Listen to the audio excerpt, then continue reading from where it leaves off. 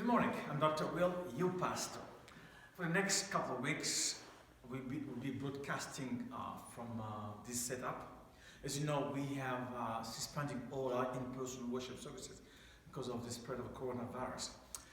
We have been advised to practice social distancing as a way of stopping the spread of the virus. But social distancing does not mean that we need to use social exclusion. So we should find a way and means to still worship God together by using social media. That's why today we come to you at your house, and thank you for having me. Thank you for having me at your house, so we can talk together about how God wants us to live our Christian life at the age of pandemics. This morning I'd like to talk about a reflection of life. We are anxious. We are afraid. We don't know how tomorrow will look like. We're wondering whether am I next? Or is my loved one next? What about my job? Am I next to lose my job? So anxieties becomes the social norm in our country today, also around the world. But I think as a Christian, the coronavirus should bring us close to God to reflect of the true meaning of life. So this morning I'd like to reflect a little bit on a narrative story that we find in the Bible, in the Gospel of John, chapter 11, from verse 38 to 43. It is the story of Jesus raising Lazarus from the dead. Let me read this story to you. Jesus, once more deeply moved, came to the tomb. It was a cave with a stone laid across the entrance. "Take away the stone," he said. But the Lord said, "Martha, the sister of the dead man, by this time there is a bad odor, for he has been there for 4 days," talking about Lazarus. Then Jesus said, "Martha, didn't I not tell you that if you believe, you will see the glory of God?" So they took away the stone. Then Jesus looked up and said, "Father, I thank you that you have heard me. I knew that you always hear me, but I say this for the benefit of the people standing here, that they may believe that you sent me." When he said this, Jesus called in a loud voice, "Lazarus, come out!" The dead man came out, his hands and feet wrapped with strips of linen and a cloth around his face. Jesus said to them, "Take off the grave cloths and let him go." Jesus raised Lazarus from the dead. Think about that. About 30 years ago, the group Mike and the Mechanics came with a song, "Living Years."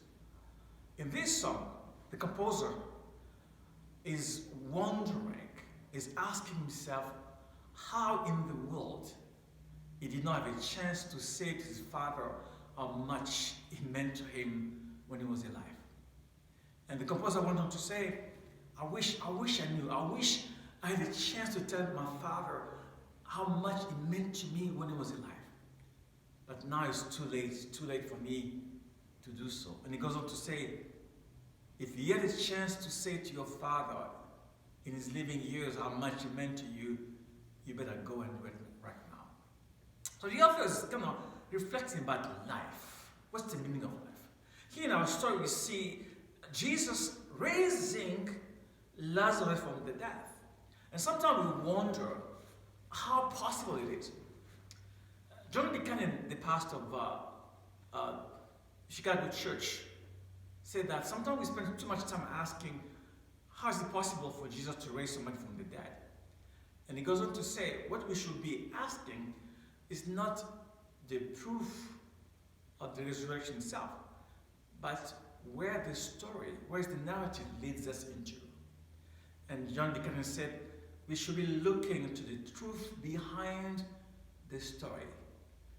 The story of Lazarus leads us to the truth about life and death.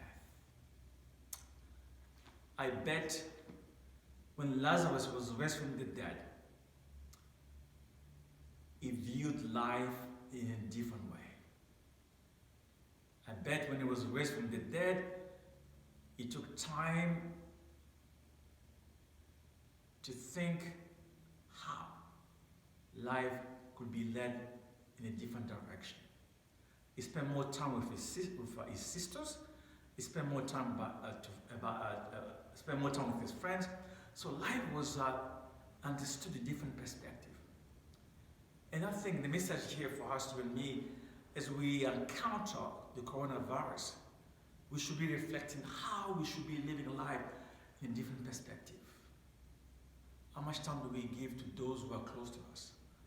How much time do we give to those loved ones that we haven't talked to for a long time? This epidemic should push us to reflect on the meaning of life. Albert Camus wrote a book called The Plague. He published that book in 1957. In that book, he was reflecting on the finitude of human being. He was saying that all of us, we are not spared of death.